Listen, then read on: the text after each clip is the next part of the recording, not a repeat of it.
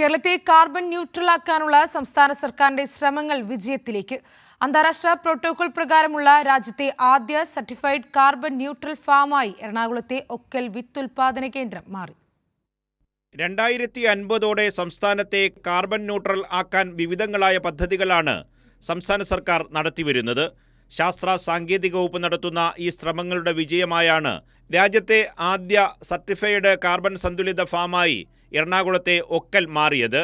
അന്താരാഷ്ട്ര ഏജൻസിയായ UNFCCC register ചെയ്ത പ്രോജക്റ്റ് മുഖേന ഇവ ഓഫ്സെറ്റ് ചെയ്താണ് ഒക്കൽ വിത്തുൽപാദന കേന്ദ്രം കാർബൺ ന്യൂട്രൽ അഗ്രികൾച്ചർ ഫാം എന്ന പദവി നേടിയത്.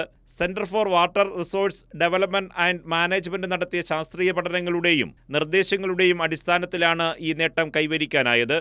ഈ സെൻട്രൽ ഗവൺമെൻറ് തന്നെ ഓതറൈസ് ചെയ്തിരിക്കുന്ന ഒരു ഏജൻസി, ഇത്തരം കാര്യങ്ങൾ സർട്ടിഫൈ ചെയ്യാൻ വേണ്ടി ഓതറൈസ് ചെയ്തിരിക്കുന്ന ഏജൻസി വെരിഫൈ ചെയ്തു. അതിന് നമുക്ക് കാർബൺ ന്യൂട്രലായിട്ട് ഡിക്ലെയർ ചെയ്യാനുള്ളൊരു സർട്ടിഫിക്കറ്റ് തരികയും ചെയ്തു. അപ്പോൾ ആ പ്രോസസ്സിൽ അവർ കണ്ടിരുന്നത് വെച്ചാൽ ഈ കാർബൺ എമിഷനും കാർബൺ സീക്വസ്ട്രേഷനും ബാലൻസ് ചെയ്ത് പോകുക എന്നുള്ളതാണ് കാർബൺ ന്യൂട്രാലിറ്റിയുടെ ഒരു പ്രത്യേകത.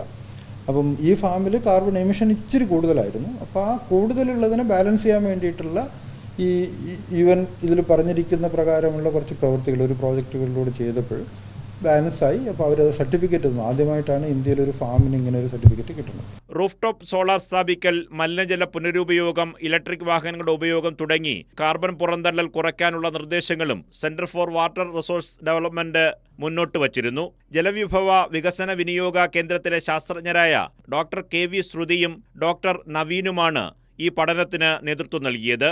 പരിസ്ഥിതി സംരക്ഷണത്തിന്റെ കാര്യത്തിലും പുതിയ മാതൃകകൾ സൃഷ്ടിക്കുകയാണ് കേരളം ഒക്കൽ ഫാമിലൂടെ. കൈരളി ന്യൂസ്, തിരുവനന്തപുരം.